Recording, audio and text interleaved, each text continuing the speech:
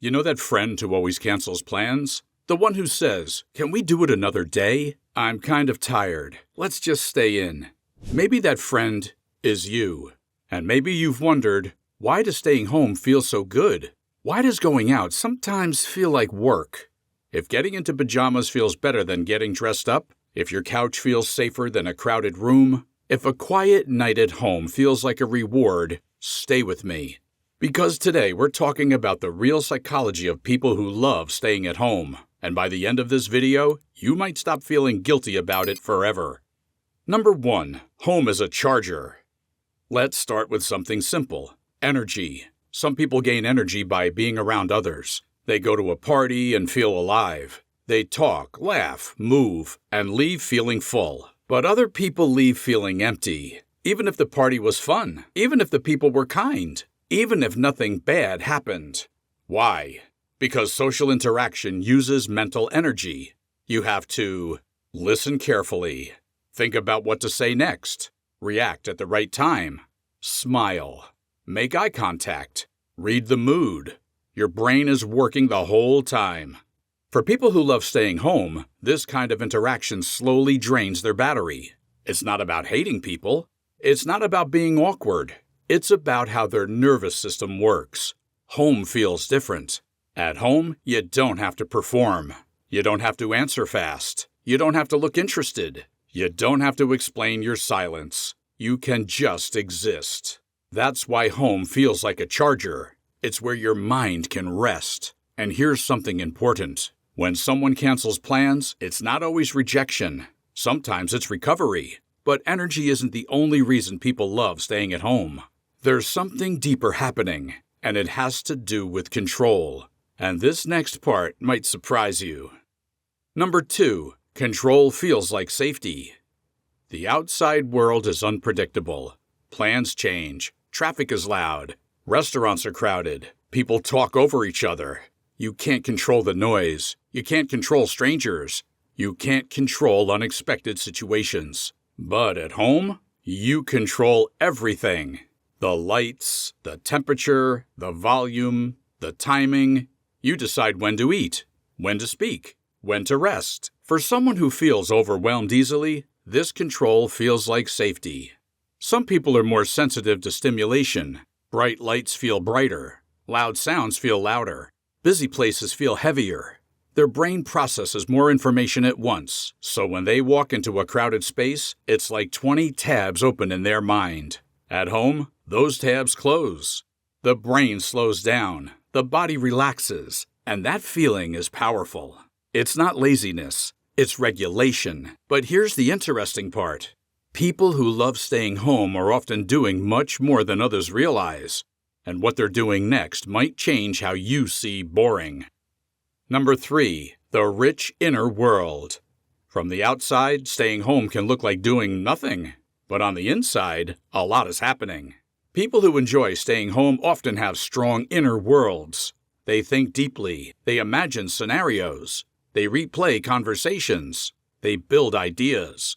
A quiet Friday night might include rewatching a favorite show, not because there's nothing new, but because comfort feels good. Reading about something random for hours. Rearranging their room to feel more peaceful. Planning dreams they haven't told anyone about. They don't need constant outside entertainment. Their thoughts are enough, and when you spend time alone, you start noticing things. Your patterns, your emotions, your habits. You learn yourself. That's powerful, because many people stay busy to avoid their thoughts, but people who enjoy staying home are often comfortable being alone with their mind. That doesn't mean they're lonely, it means they're connected inward.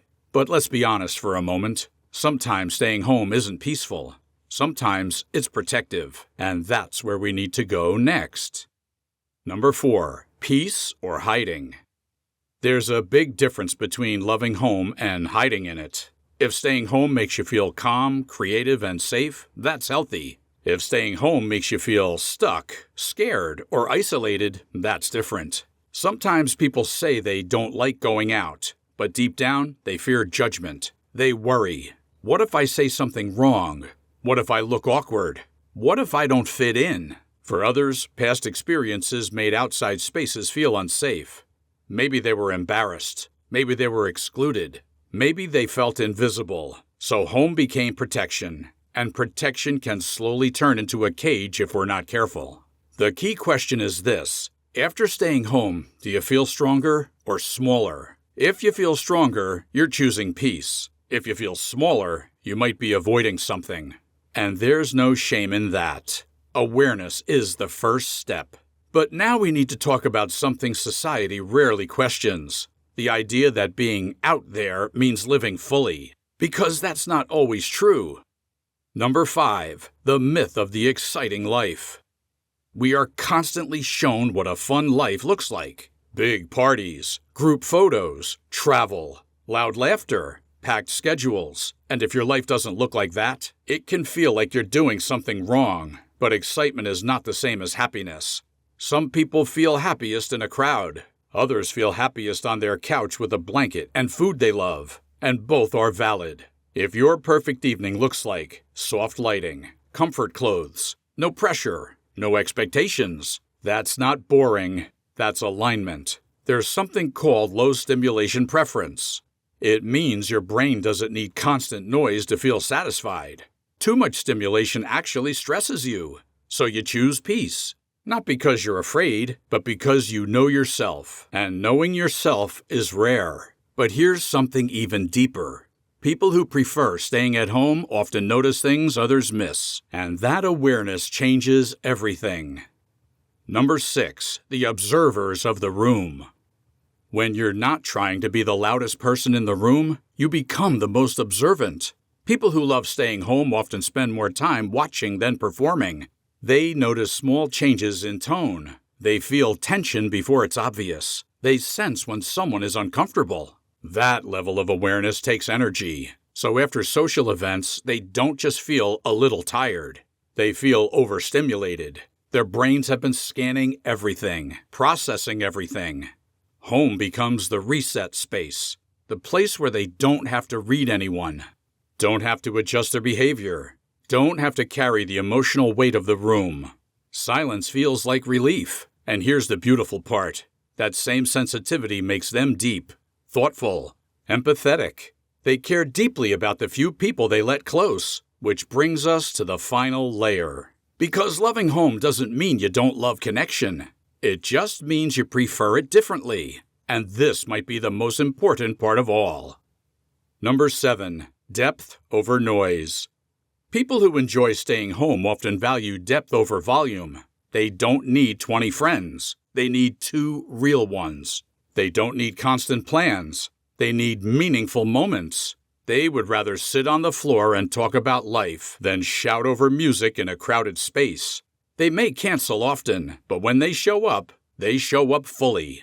They listen deeply. They remember details. They think before they speak. And in a world that rewards loudness, that kind of depth is rare. So if you love staying home, maybe it's not because you're boring. Maybe it's because you prefer real over loud, peace over pressure, comfort over chaos.